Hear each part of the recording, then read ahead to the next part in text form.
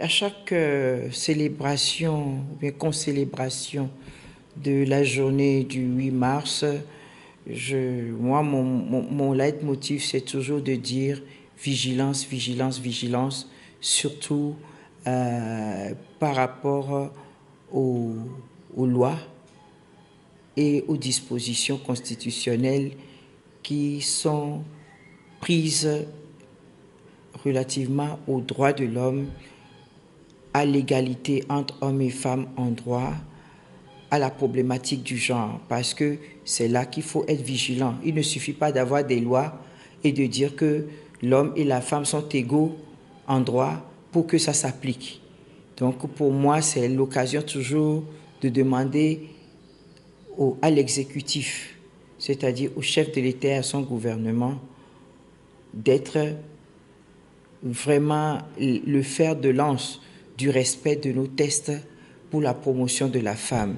C'est l'exécutif qui doit toujours veiller à ce qu'on puisse arriver à une réduction des inégalités entre hommes et femmes, que ce soit dans le domaine social, et économique et politique. C'est surtout le travail de l'exécutif. Je dis aussi que c'est à l'exécutif de donner l'exemple. Comment? C'est à l'exécutif, en se servant de notre Constitution qui dit bien que l'homme et la femme sont égaux en droit, de faire des nominations subséquentes.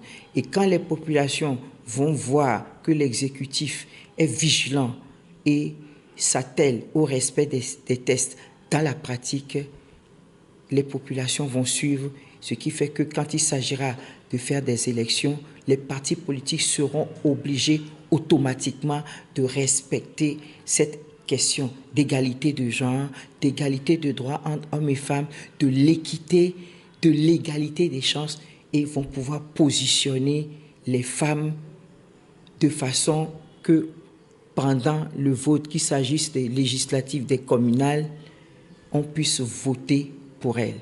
Mais si nous élaborons des tests et que dans la pratique, on ne les exécute pas, ça ne sert à rien. Les lois seules ne suffisent pas.